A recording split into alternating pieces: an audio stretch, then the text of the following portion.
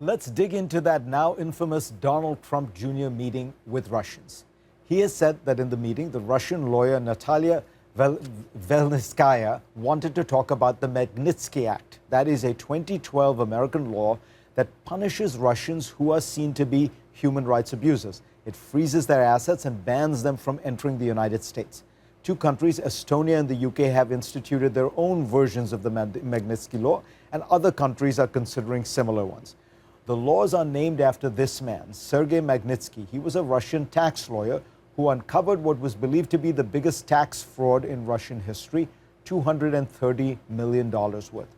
Magnitsky was arrested and later died in prison after being tortured, according to Russia's own Presidential Human Rights Commission.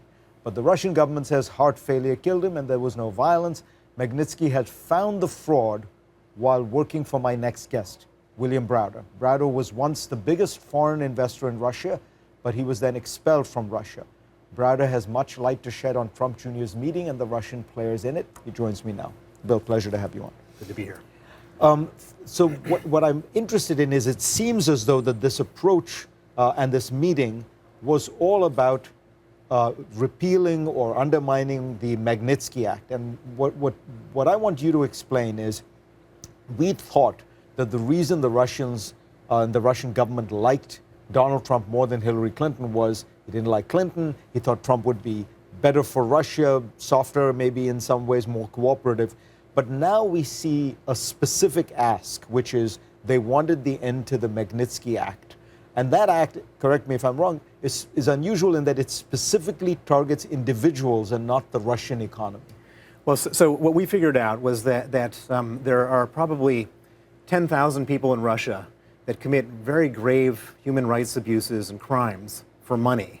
And then they take that money and they keep it in American banks and British banks and Swiss banks. They send their kids to boarding schools. They send their girlfriends to Milan on shopping trips.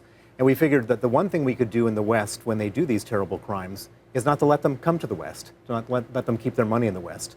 And that was the genesis for the Magnitsky Act. It was passed in 2012.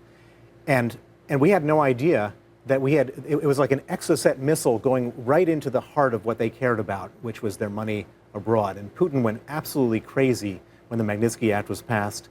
And what he did was he then immediately and vindictively retaliated by banning the adoption of American children, of Russian children by American families. And when they mentioned that this was about adoption in that meeting, it has nothing to do with adoption.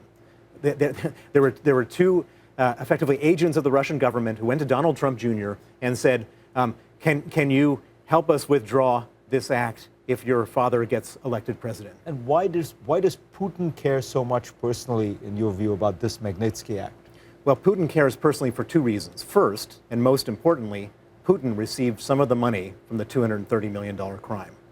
We know that. You know that how? We've tracked it because in the Panama Papers, we've learned from the Panama Papers, which came out last year, that a man named Sergei Roldugin, who's a famous cellist, received $2 billion of largesse from the Russian government.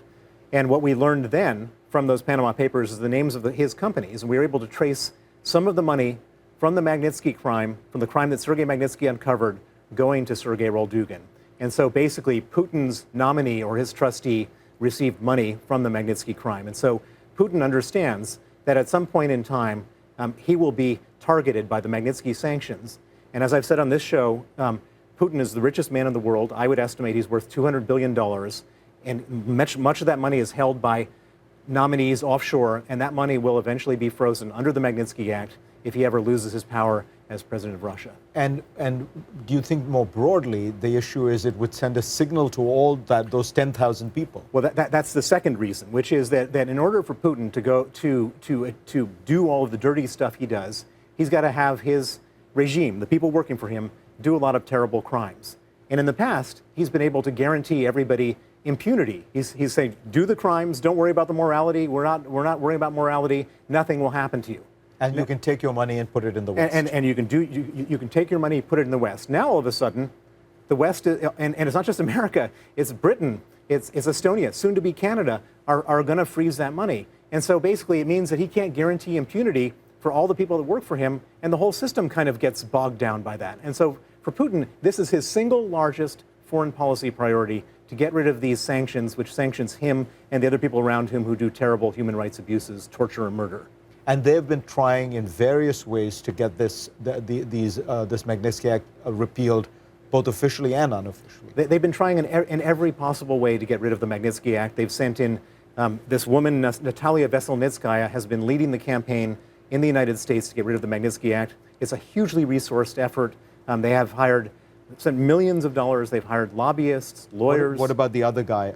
Rinat Akhmetshin, the other guy who was in the meeting, is her chief Washington operative. He's the one who's identified all the lobbyists, all of the lawyers, all the investigators, et cetera. And they've had a full court press all over Capitol Hill.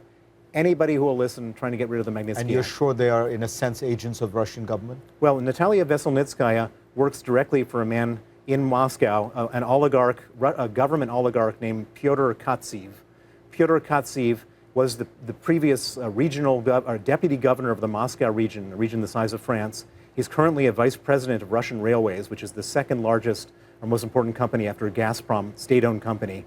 He is a sort of full-time integral member of the Putin regime. And a billionaire. I don't know, he personally is, or the people, his family members are, but what I can say is that he's directly a Russian government official. He's paying the bills for Natalia Veselnitskaya and for Rinat Akhmetshin. Bill, it seems to me we're learning about this Russian lawyer, Veselnitskaya, this guy, Akhmetshin. It seems as though there has been a fairly deep Russian effort to influence American elections, laws, institutions for a while now. Well, basically, the Russians are taking advantage of our sort of leniency and our liberalism in the system, and that's absolutely true. And what's remarkable is how many what I call enablers there are in Washington that are very happy to just take that money in from the Russians or from whoever. And this is a big problem, which there's supposed to be rules in place, something called the Foreign Agent Registration Act, which demands that everybody disclose if they're working for a foreign government. And the Magnitsky case is a prime example where they're trying to influence get people to repeal the Magnitsky Act, and they had all these lawyers, and I'm not talking about Russian lawyers, I'm talking about American lawyers and American lobbyists who were showing up in the halls of Congress, working on behalf of the Russian government and working on behalf of Natalia Veselnitskaya and Rinat Akhmetshin, and not saying that they were foreign agents. And so I actually filed a complaint with the Department of Justice to go after this. There's hearings on Wednesday in Washington at the Senate Judiciary Committee in which I'm testifying about how the rules don't work.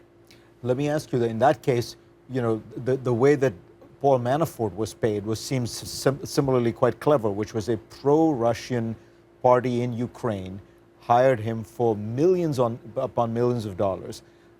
And that again seems one of these kind of indirect paths by which Russia influences American policy. Well, so the money is never being sent from KGB central bank account to these guys. The way it works is that Russia enriches a group of people, oligarchs around Putin, and then those oligarchs are told, make a payment to this person, make a payment to that person. And that's where this whole Magnitsky thing is. There's a guy named Denis Katsev who is paying for all this stuff here in the United States. That's same thing with this whole Manafort stuff. The Russians never pay from KGB Central. And what do we do? How do we stop this? Well, first of all, we have to wake up that Russia is a country which is hostile to our interests. This is a country that's trying to destabilize Europe. It's trying to destabilize the world.